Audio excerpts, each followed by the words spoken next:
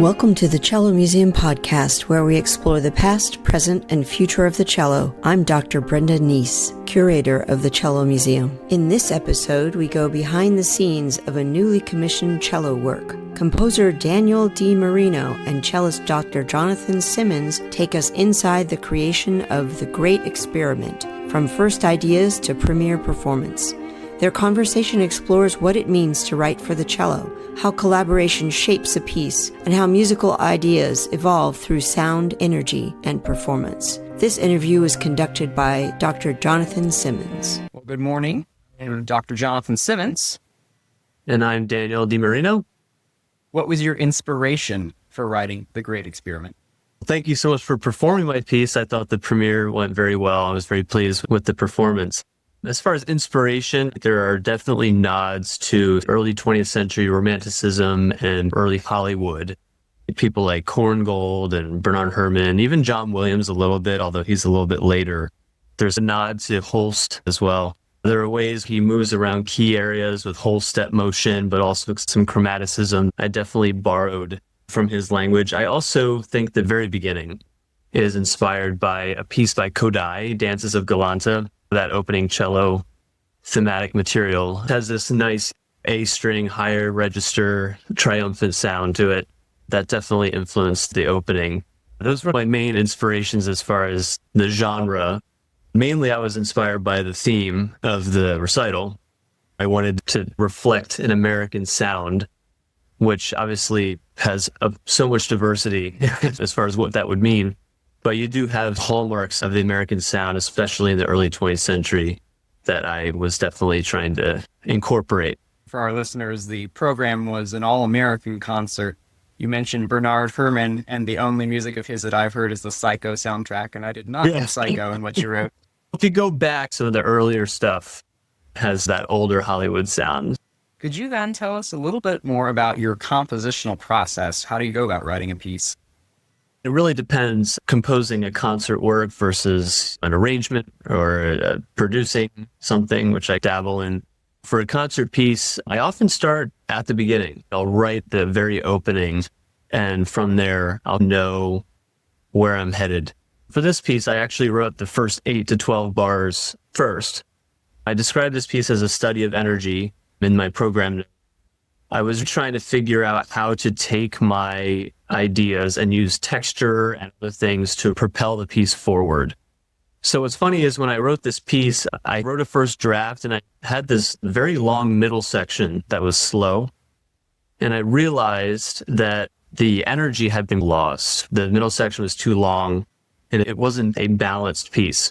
So I had to go back and figure out how to take some of that later, faster material and introduce it earlier and give it some momentum so that when we return back to it, it was more convincing. So this is actually a more roundabout process than I expected as far as the form. Sometimes I take more of a rigid approach to form, but it was my first time writing a concert cello and piano piece. So I had to figure out how to make that work. I wrote the first theme, the melody, based on the opening motive, developing that into something more concrete and memorable. And then from there, I knew I wanted some contrast. I wanted a lot more energy with some of the faster sections. And I wanted to really figure out how those two would eventually come together.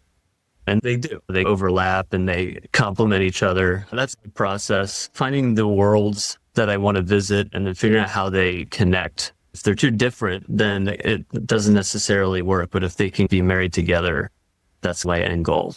From a performer's experience, you sent the draft and then you said something about it needing more energy and you sent back the final version and it got harder and it got faster. There was definitely more energy. Absolutely. You mentioned that this is the first time writing for cello and piano. How do you approach that instrumentation being first time, different from anything else you've ever written? Yeah, so it was my first time writing a concert piece. I've written arrangements or other things, but for just cello and piano, it was my first crack at it. I had written for violin and piano, and I'm a violinist, so that was a little bit easier in certain ways. But the challenge with the cello is that the register being much lower, you have to find these pockets that you place the cello into so that the piano and the cello are not competing. I don't want to have you on the A string the whole time way up high, right? If I want to give you some lower mid-range, then that's an opportunity for the piano to explore the bookends of the register. So that was definitely something I was experimenting with. What's nice is when you have a low C string note, the piano can echo that or even play an octave lower and really reinforce that. When you're in the middle range, I'd say that's the most challenging, but I found that I was able to add a lot of textural elements in the higher range of the piano, some more staccato, some other textures, and that way you were able to hear the piano doing something interesting, but it wasn't covering you up. So when I wrote for violin and piano for the first time, I actually ended up having to really thin out the piano texture because I have sort of a piano background as well. So I was used to these big chords and this kind of Rachmaninoff-like thing, but that can very easily cover the solo instrument. So that was one of the challenges, or at least just the things to work through writing for the cello and piano. Contrast was a huge emphasis as well. So throughout the piece, I have the cello playing a melody, but I have the piano playing poop, poop, poop, poop, these staccato things, and then vice versa. You're playing the tick-a-tick-a-tick, kind of shorter and stuff, and then the piano is playing the melodic material underneath or above that. So contrast was definitely a very helpful tool. And because I think orchestrally, that's my mindset, I sometimes felt like I was seeing an orchestral vision, hearing it in my head, and then I was reducing it to what would this sound like if it were for cello and piano. Those were ways I approached it that were helpful, but it was interesting as a first crack at it. It turned out very well. You mentioned staying in different ranges between the piano and the cello. That reminds me of the first piece I ever thought of that on was the Brahms Cello Sonata in E minor. A lot of times where you're in canon or you're doing imitative things, and he does it so masterfully. Canon is a huge thing. I didn't use a ton of that in this piece, but when I write something for a larger ensemble, canon is an amazing way to develop material. It works in your mind. You can draw the connections. Sometimes it's even subconscious. So well, the Franck Sonata, so many great pieces. And in this project, one thing you graciously did is you allowed me to pick the title, which I gave you partway through. You already had a draft before I picked the title. Did having a title affect how you finished up the piece at all? I think so. I think it really identified what I was thinking about, but not certain of regarding my influences for it.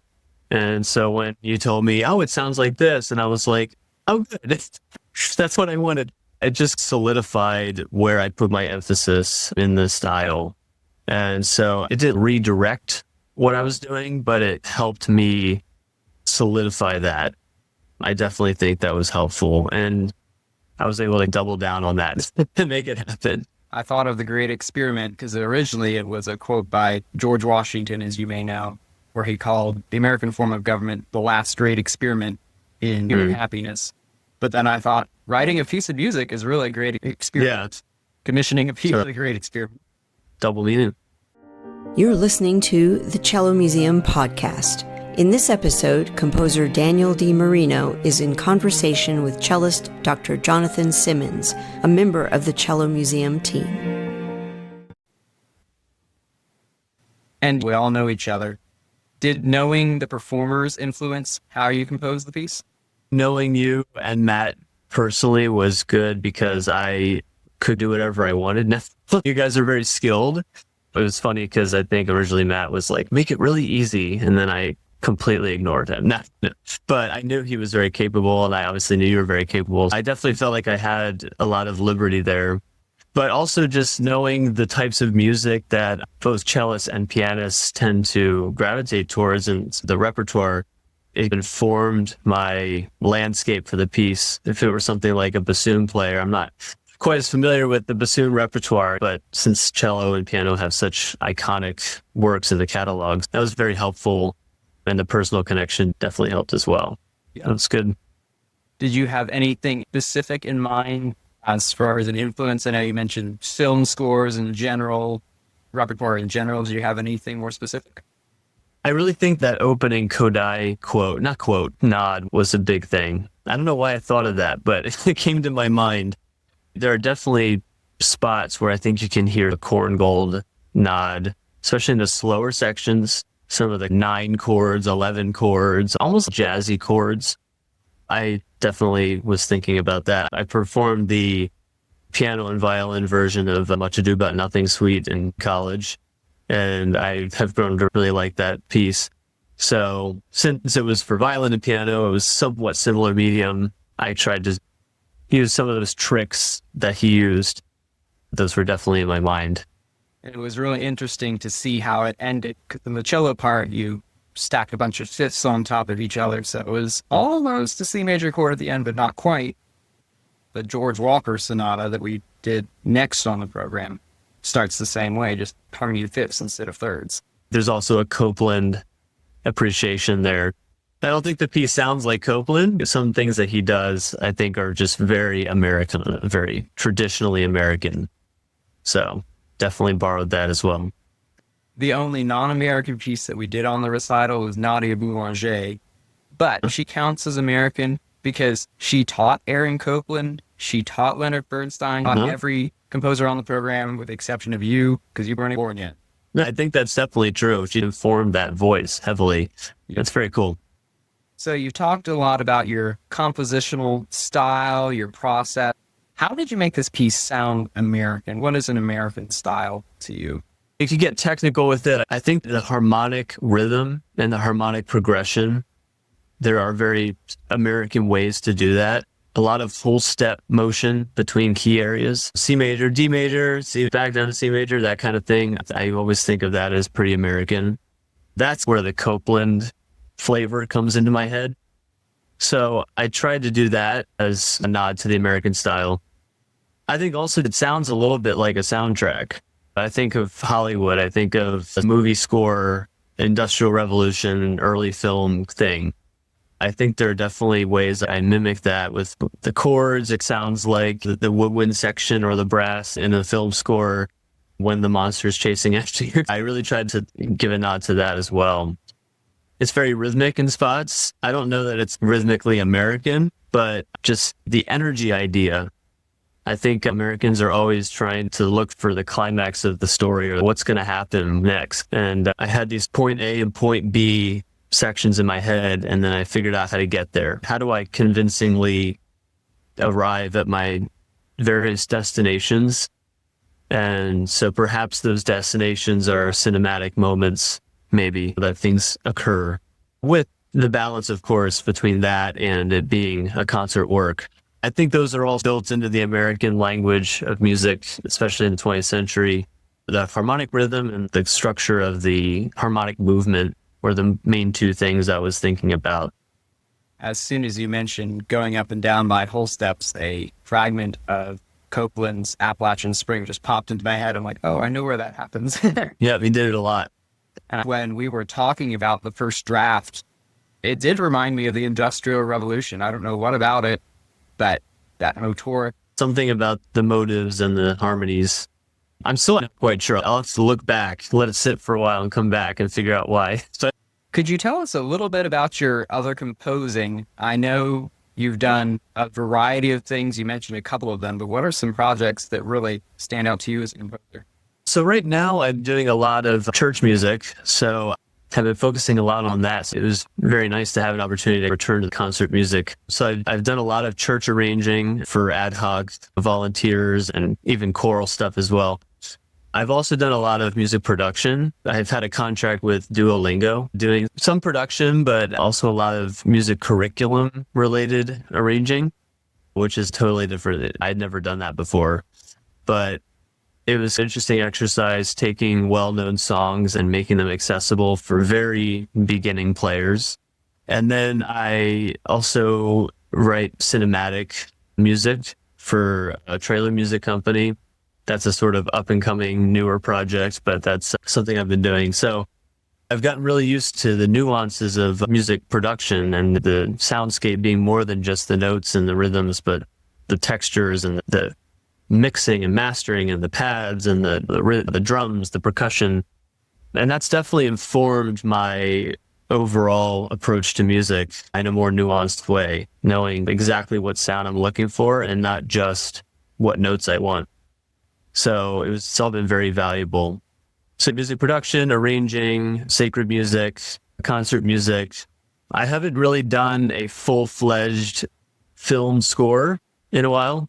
I've done some smaller indie things, but that's one area I would love to explore more. I think I hear a really cinematic nod in your music. There's a lot of things that would lend themselves well to that. I'm not a music theorist who can point to exactly what it is, but something that stands out. Yeah, that's definitely an aspect of my musical language I've always enjoyed. Since I was 12 years old, I've loved the cinematic sound. What else would you like to share with the Cello Museum audience? We have cellists who are professionals, we have cello lovers, everything in between. What do you want them to know about your piece? Well, I'm really grateful for the opportunity, and I really try and balance in my music an academic approach with something that's very widely accessible to a wide range audience. I'm not particularly interested in my ideas just being my ideas. I really like to make something that's approachable for a lot of different audience members. I just wanted to let everyone know that there are composers still doing that. So I think that's a very important thing to me when it comes to the composition process, is also knowing the audience, not just myself and the musicians, but knowing what the audience is going to be hearing. I think that's very important. I don't think that's dumbing it down at all. I think that's very important. I guess that's something I'd like everyone to chew on. Your piece is very accessible, not 12-tone at all. I do use all 12, but not in succession per se. You got you a couple different key areas there, so you get them all in. I had several people tell me that your piece was the favorite piece on the recital, so you're doing a good that's job very of kind. making it very accessible. Thank you very much. I'm very excited, and I'm going to have to listen again. I just want to keep listening because I thought it went very well. So thank you guys for playing. Absolutely. It was a pleasure, and I do hope we get a performance in the near future as well. That would be awesome. Great. Thanks again.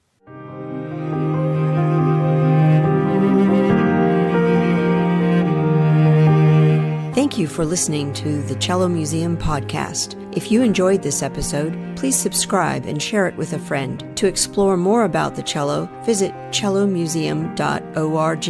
And if you'd like to explore unaccompanied cello repertoire with us this summer, join Jennifer Kletzel, Erica Lessie, and me at the Bethany Beach Cello Fest, August 9th through 16th. Details and registration are available on our website. Thanks again for listening.